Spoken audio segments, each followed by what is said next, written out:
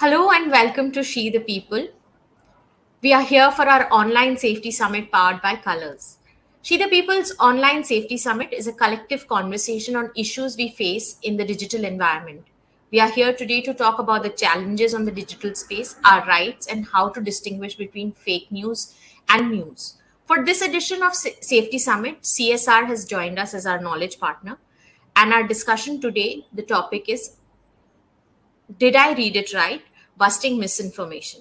Our moderator for the day is Jyoti Vadhera. She is a gender and child right activist, head of the Media and Communication Department, and one of the first Indian members of Meta's Global Women Safety Expert Advisors. With over 15 years of experience, she leads, mentors, and implements projects in gender rights, digital safety, and sustainable development. So, without wasting much time, I'll hand over the session to Jyoti Vadhera for the moderation. And I thank you all on behalf of She the People for joining us today for this discussion. Thanks, Deepshikha. Thank you so much, and thank you to She the People for providing all of us this platform and spreading the word. So, jumping right in, I would like to introduce our panel for today. We have with us Mr. Rahul Mishra, who is the cyber security advisor for UP Police. For the past 10 years, Rahul Mishra is actively training police officers, including IPS and PPS officers, on cybercrime investigation and assisting in solving critical cybercrime cases with UP Police. And we have with us Nilanjana Bhaumik. She's an independent journalist, a multi-award winning journalist with over 2 decades of experience in writing and reporting for some of the world's best media publications on development, social justice, human rights, gender, environment, foreign policy, and international affairs. And we have with us Suyash Gupta, Senior Manager, Child Safety and Advocacy at Teach for India, child safety, partnerships, and strategy professional with 8+ years of experience working in the non-profit organization management industry. He's skilled in advocacy, government and private stakeholder management, policy design, and implementation, among others. Currently, he's also pursuing a Master's of Business Administration from Indian School of Business. So, hello everyone. Thanks for joining us on a Monday morning. This is going to be great.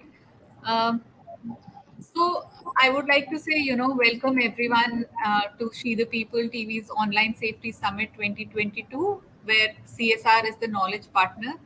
Our discussion today is on the topic of did I read that right? Busting misinformation.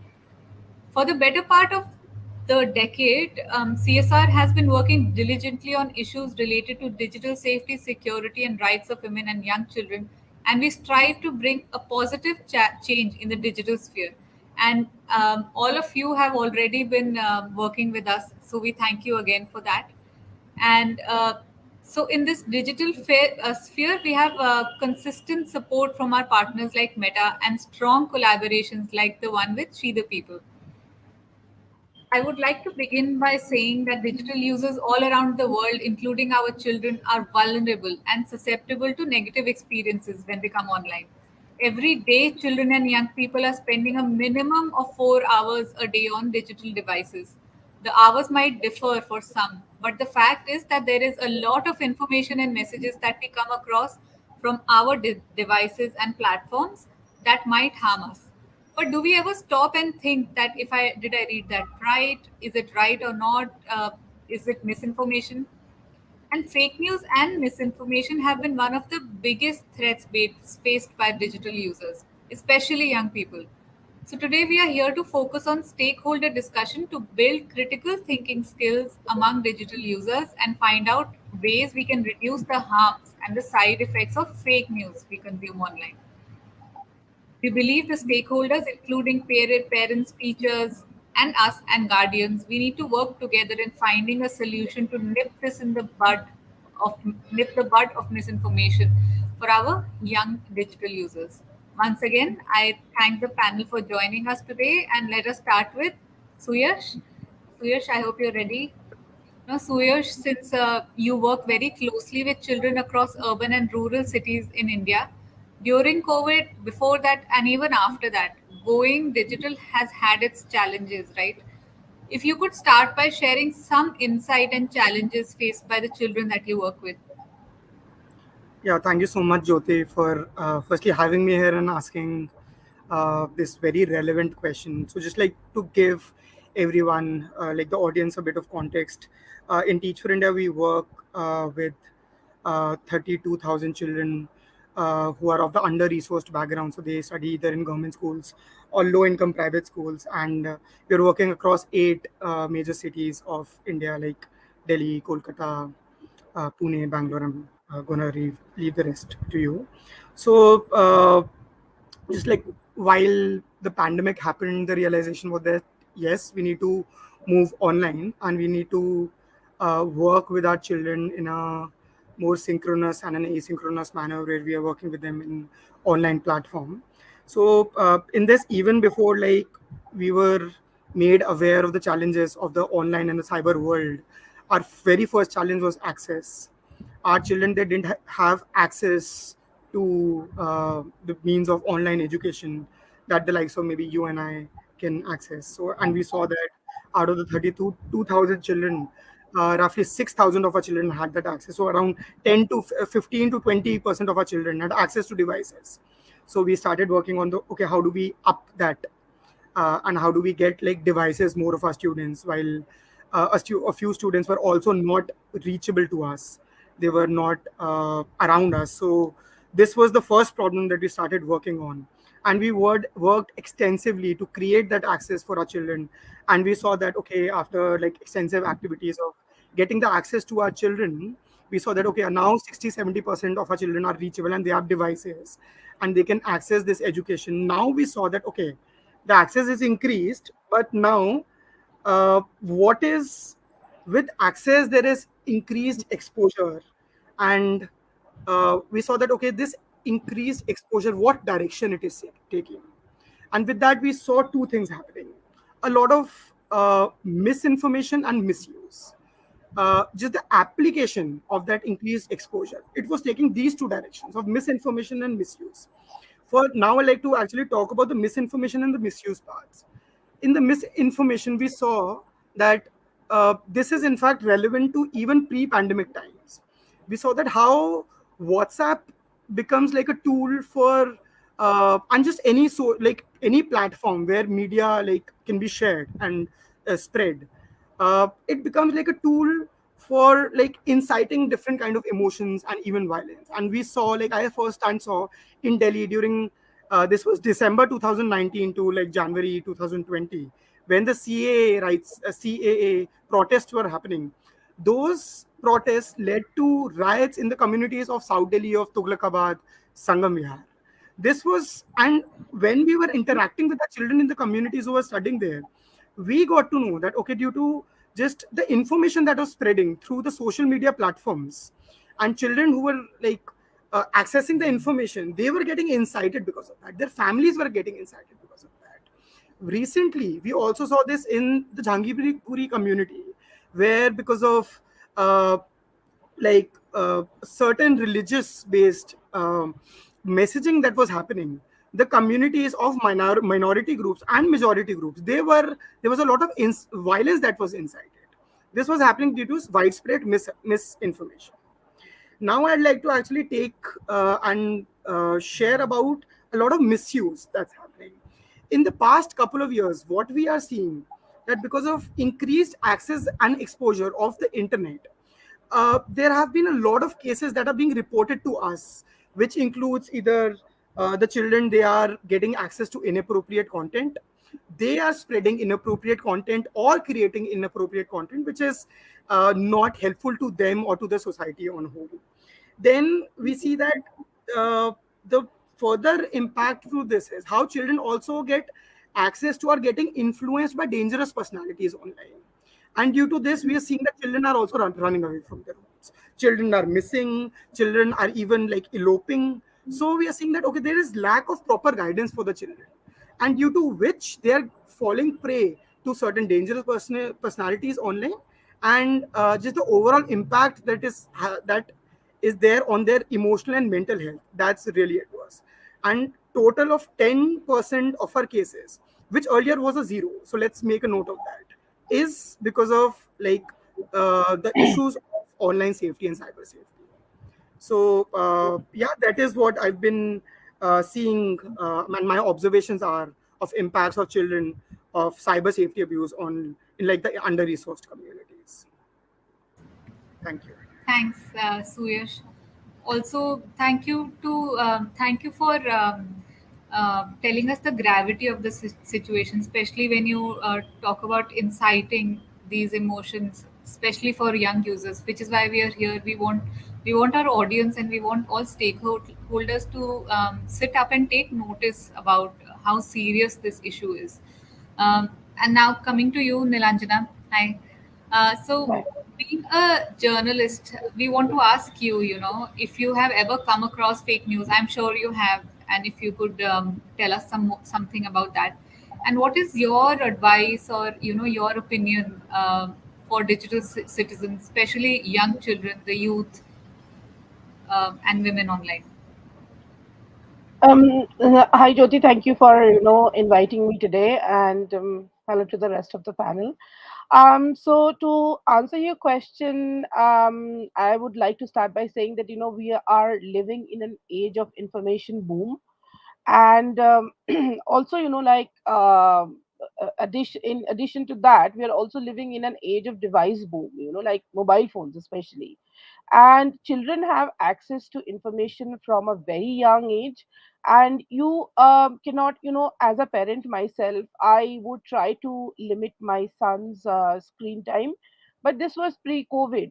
Post covid, that is impossible because everything is happening online. And even pre covid also, at a certain point of time, I realized that you cannot really keep the children off screens. All you can do was, as a parent or as a stakeholder, create build capacities among children to be able to consume information in a responsible manner.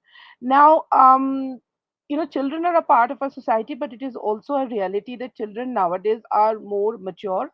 Their instincts for critical thinking and is higher. So this is where I think it is the responsibility of schools and parents, as well as other stakeholders, to develop that critical thinking among children and teach them to question what they come across, any information that they come across online. If it feels generally, misinformation or disinformation follow a certain, what should I say, a certain pattern, right? So that, like helping them to identify that pattern, and bringing it to maybe a teacher or a parent, to discuss it, and not to like discuss it before disseminating it further. Because see, at the end of the day, misinformation and disinformation not just harms a child's growth and their future, but it is also, when this spreads, it also harms their future, because it could, like Mr. Gupta was saying, that it could be like leading to violence and riots, which could lead to displacement of these children. So I think, it's a 360-degree problem, really. And given the fact that children are so mature and we are living in an age of information boom, it is all of our responsibility to make sure that that the information that is available online, there is some form of classification, so that it is easier to say, like whether it's fake news, whether it's misinformation or disinformation. If you remember, Twitter started that, in between, where they would be classifying information as like this could be misinformation or disinformation. So I think we need to do that, not as experiments, but we need to really adopt that as something that we need to do, it should be a practice, not just an exception here and there. So I think you cannot keep children away from information, but we can teach them how to consume information. Definitely. And I think it brings strength to the work that we are already doing at CSR. And we need people like you and organizations like you to spread the word that it is important to educate the children on how to consume that information, and what should they do. You also brought up a point about asking for help And that is another message that we always want to spread to the children, that it's cool to ask for help. You don't Although the children do like to believe that they know everything, and because they also hold the internet in their hands, but it's cool to ask for help, because it affects not just their present but also their future, like you said, Nilanjana. And with that, I would like to come to you, Mr. Rahul Mishra. How does misinformation and fake news spread in regional areas among common people, and how do you suggest people should interpret the information and avoid online scammers, harassment, etc., and negative experiences online? Yeah, thank you, Jyoti, for inviting me. So the major problem nowadays with misinformation is that if you talk about children, why they are spreading these misinformation, the major reason is that the minimum age for using the social media accounts for children is 13 years. But if you see, people are making fake accounts. Means if a child is in your home and he wants to make a social media account on Instagram, his age is 10 years, still he will just go over there and he will just interpret the year. It will means, and he will make a social media account over there, and then he will start using the social media. Means I want to tell that nowadays those children are using social media for whom the social media has not been designed. Still they are using this, so they don't know how to use it. Means they will not be able to differentiate whether the information they are seeing, it has to be forwarded to someone or it has to be ignored. So there should be a minimum age limit, and parents should take care that their children are not using social media nowadays. Because what happens if your child is underage and if he's using social media, what can be the problems? Because we are seeing on a daily basis, if your child is of 10 years and if he's showing on social media that he's of 15 years, then he will be encountering people that will be of 18 years, 19 years. So would you like that your child who is of 10 years of age would encounter with a student who would be of 19 years of age? So this is what is going on nowadays. We have to take care of this thing firstly.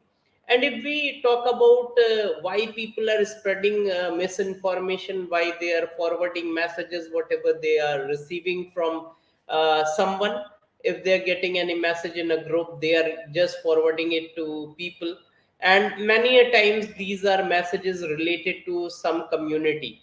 If you are spreading some message against any particular community, what may happen, it may you may be behind the bars just because you may be performing some kind of cyber crime.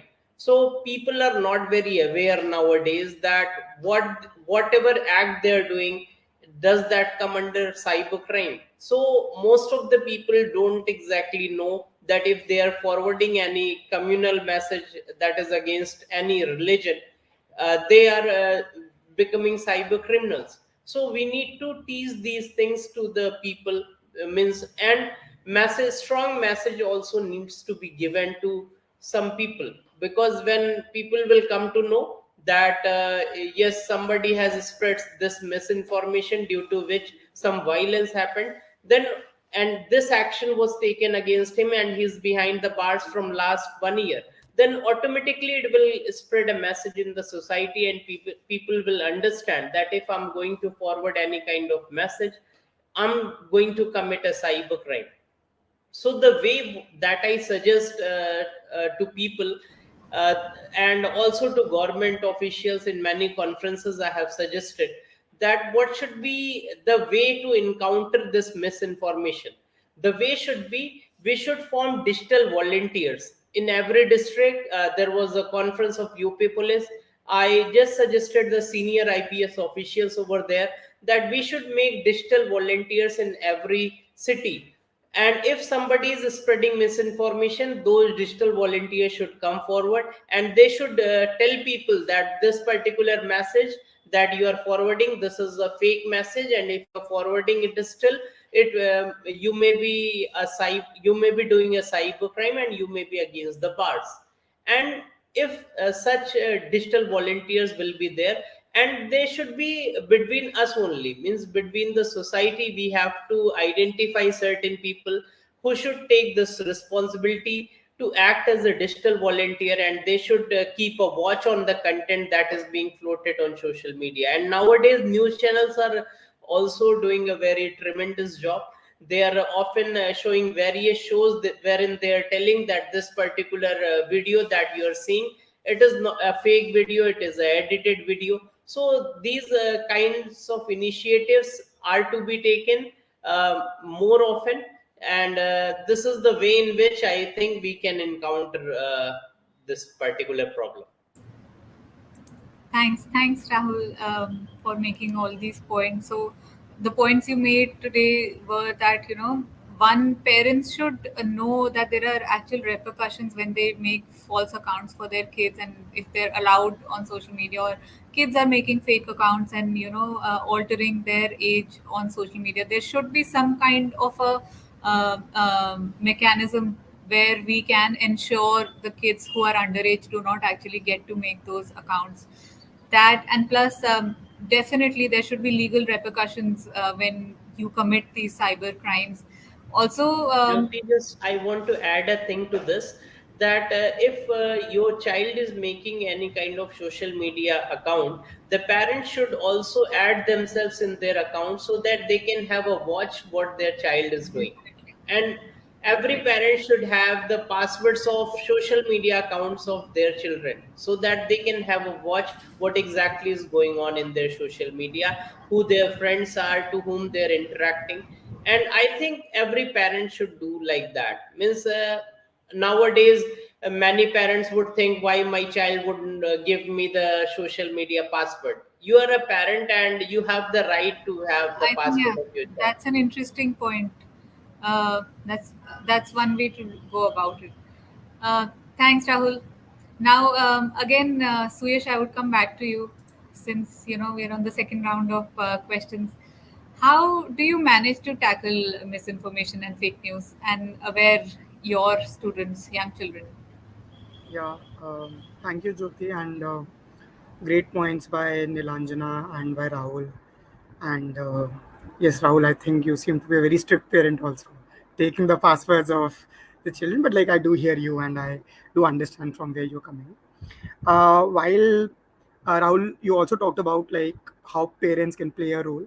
I'll also like to talk about we as educators, how we have also seen this problem and gone about like tackling it. I'm not saying that we are completely successful in that, but the approach that we're taking in this, in how to make the online world more safe for our children, while we also believe that online world has opened up immense learning for our children.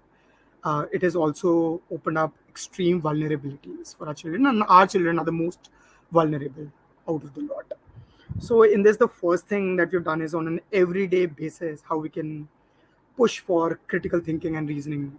And I'm also making connects with what Nilanjana was saying about how critical thinking as a skill we can try to actively build in our children by making by through the lessons and through the classrooms, talking about that, okay, what you are hearing, is this a fact or is this an opinion? How you can go about using internet to in fact find what are the right facts. So in the case when I was actually mentioning of the 2019 December, when there was violence getting incited in the communities of South Delhi, our fellows, Teach for India fellows who were there teaching in the government schools, they held spaces for children, and they were like, okay, what are the messages that you're getting? Okay, how you are choosing to believe in this? That okay, a person of a particular community is spreading hate or violence in a particular way. How you are believing that? So, do you have actually the skills to Google? Because we know that you make wonderful TikTok videos. We know that you are great in doing Instagrams and making these reels. And yes, you are in this, you are a primary grade student. You are in grade 3 or 4, which maybe like how Rahul was saying is not meeting that age criteria. But the reality is they are accessing all of these platforms, if not through their accounts, through their parents' accounts. So the larger thing was that, okay, I'm not policing you that you don't use Instagram because that is not in my control right now. But if you are on Instagram, if you are getting these hate messages on WhatsApp, are you believing it? Are you just like going with it and willing and forming your opinions? But uh, do you have the skills to Google it to find, okay, is this true, or is this like an opinion somebody has shared? And on the basis of that, you check the validity of that information and then form your own opinions and you act on it.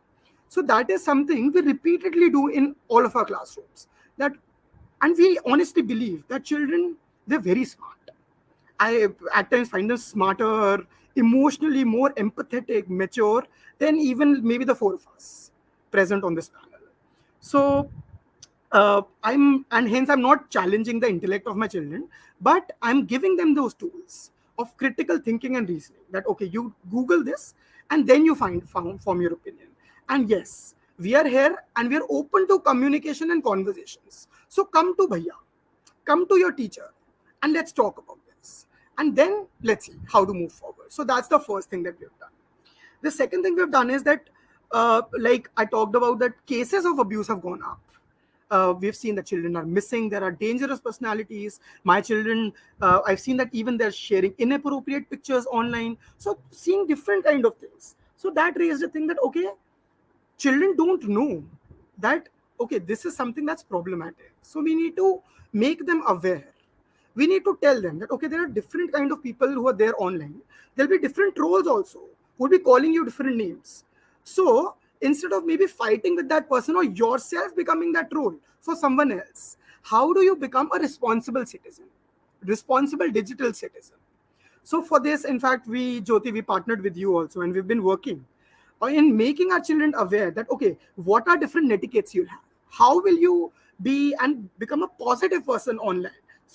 Do share a good morning message and just like send positive vibes and those kind of things. But yes, let's not troll each other. How do we identify that okay, this is not the right person for us? So let's not probably talk to this person and just for maybe passing time or just engaging online or getting some traction online. Let's not engage with certain personalities who can be harmful to us. And finally, let's not find just blindly believe anything and everything that is there online. Let's have the aptitude to challenge. Let's have the critical thinking to Google things and find what is a fact and what's an opinion. And on the basis of that, engage in conversations and then form our opinions, which are more based on facts, and then move ahead. So yeah, these are certain things we're trying, and while it's very challenging, I just believe that we are moving forward, and our children who are the demographic dividend and who will soon be adults and who will enter the mainstream market as well. They'll be more responsible citizens who will be able to create more positive learning environment. So yeah, these are my 2 cents. I think it's commendable the work you are doing, Suyash, and TFI, your entire team.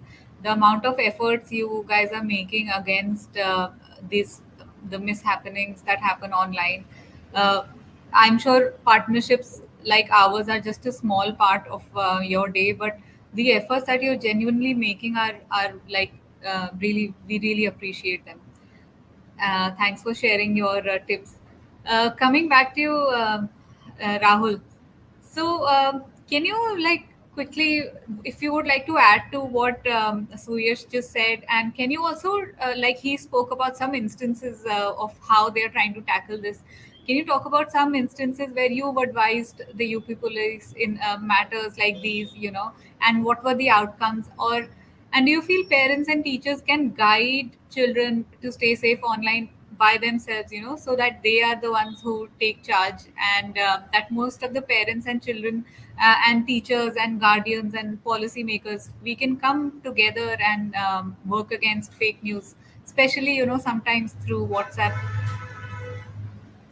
Oh yes, in UP we are having social media monitoring cell in every district. There are some police officials who are continuously having a watch on various social media accounts, and they are just searching various keywords. Apart from that, UP police has also purchased some of the social media monitoring tools through which we monitor certain keywords that can be a part of hatred done on the social media platforms. So through that we just come to know about various social media accounts that are being used nowadays in order to spread hatred and spread fake news. So continuously we are having a watch on that, and those social media accounts we identify, we get the details of those accounts from various platforms like Instagram, Facebook, Twitter, and they give us the IP address of the users who are just spreading such rumors, and instantly we work on those cases, and the people who are involved in this are punished. This gives a strong message in the society that if we are going to do anything like that, before a few years, if you see, people were just thinking if I'm spreading something over internet, nothing will happen because police won't be able to understand who the user is. But nowadays people are knowing that through IP address a person can easily be tracked and action can be taken. So the result of this has come, that nowadays people are getting aware, they're getting alert, and even parents are also telling their child not to forward any kind of messages, because often police is taking actions. Every day in newspapers you can see that this person was arrested just because he was spreading some communal message on Facebook, or if somebody was spreading a fake news and a case was registered. So such strong messages need to be given continuously. And apart from that, I would suggest people that if you're using social media, you should know what are the ways to use it. Let me quote a case I got in the year 2016. It was a very interesting case. In that, what happened, somebody just uh, what he did, he made a cartoon of the image of chief minister, and then that child tagged 50 of his friends into that. And when people got tagged into that particular post on Facebook, that tag was available on the walls of 30 students. Then this was the case of one of the districts of UP. And then what happened, the police registered the case against the person who had posted that image. He was a child of class 10th. The case was registered against him. Apart from that, case was registered against those 30 people on whose wall the post was available. When the case went into the court, and those people who were tagged into the post told that, sir, there was none of my mistake, I was simply tagged by someone. So what the judge said in that particular court, that if you don't know how to use social media, why are you using social media? There are options by which you can hide the tag. Means if somebody is tagging you on Facebook, and if you enable some options, that tag will not appear on your wall until unless you want it. It means if it is appearing on your wall, you are willingly showing it on your wall, so you are also a part of spreading that particular message, and you are doing the same crime that the person who is posting this particular image has done. The same crime you are also doing by not hiding it. Otherwise 20 more people were tagged into the post, but that tag was not available on their wall. So simply the judge told that if you are not knowing how to use social media, do not use it. So if we are using any kind of social media platform, we should know what exactly are the rules. Otherwise we can be a cyber criminal while using the social media. So these are the basic things we should take care of. Yeah, and I think what this incident highlights is that awareness generation amongst children uh, is much more important than actually reprimand. Yeah.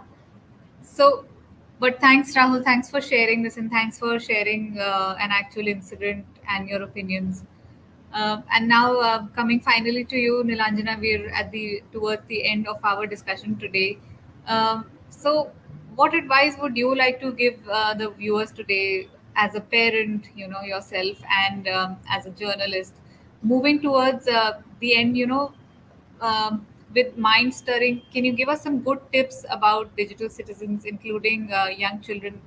What should they keep in mind when they're surfing the internet and social media?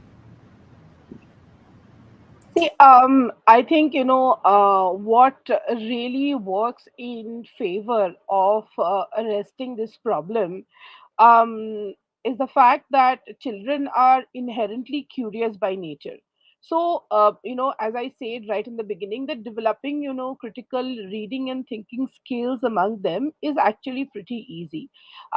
If you, so, while I understand, what Mr. Mishra was saying, but policing the children is not a solution, because as a parent, I can children are also very, very, very clever, they're very intelligent. So what a lot of children nowadays will do is that when the parents want their password, they have two accounts.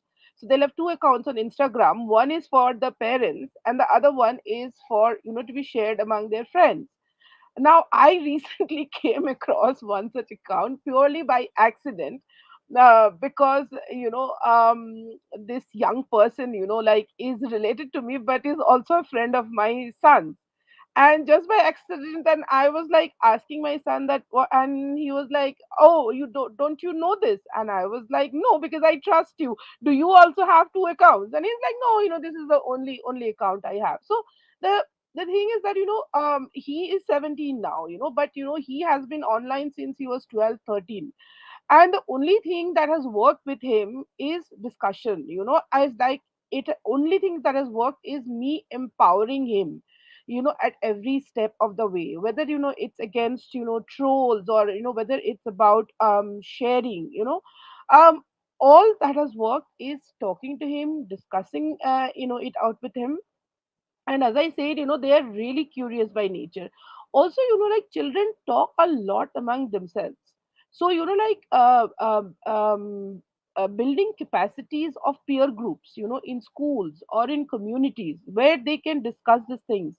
Coming up with information booklets as to like what constitutes a cybercrime, because as Mr. rightly said, a lot of not just children, a lot of like even adult people are unaware of like what constitutes a cyber crime. People just adult people are also indiscriminately sharing misinformation, disinformation. And I think adults do it way more than children do.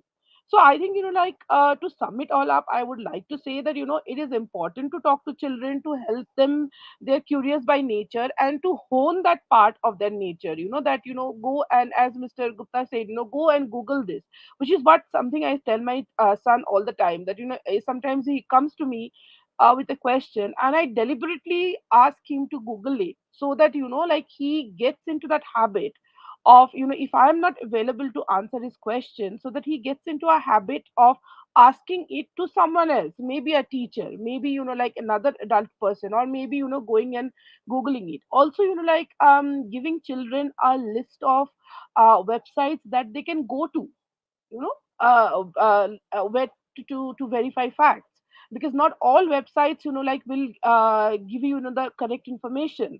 I mean, as a journalist, like, we face that all the time. Not all information out there is verified information. So I think it is very important to give children the tools. They are very intelligent beings. They are able to like handle their way around this, like a digital world, because they are born into this world.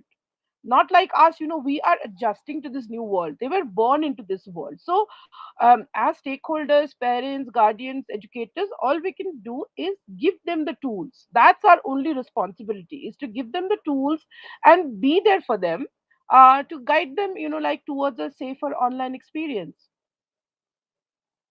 So true.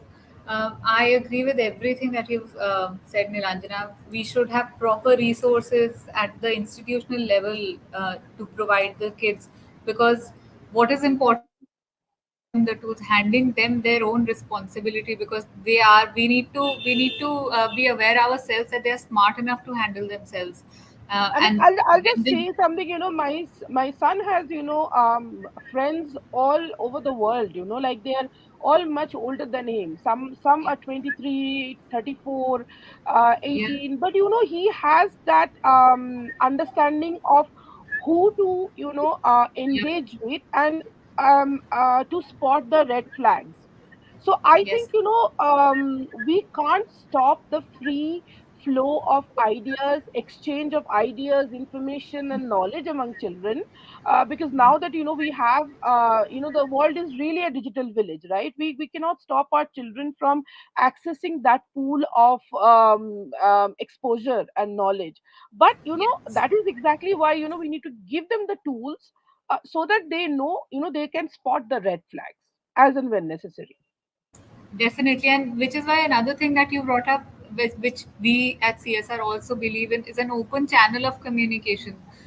Give them the trust, give them the comfort where they can come to you and ask for help or even discuss their daily problems, which would be a, I think, for personally, I think that's the only way of managing certain situations with them. Because I also believe policing at some level does not really bear the fruit that we wanted to. So, but thank you everyone for all your opinions, and this was a wonderful discussion. Thank you for giving us so much time here. So, lastly, before we leave, I would like to say that we should all come together more often, and let us all pledge to ensure digital safety, and that it reaches the last mile through our constant efforts and awareness generation. When digital citizens are actively working to combat misinformation and fake news, we believe we can achieve digital safety in the true sense. We are going to continuously support the communities online, children, women, and the youth, and support and help them make online safe spaces safe. The internet has great potential, so let us use it for empowerment and equal opportunities for all. Thank you.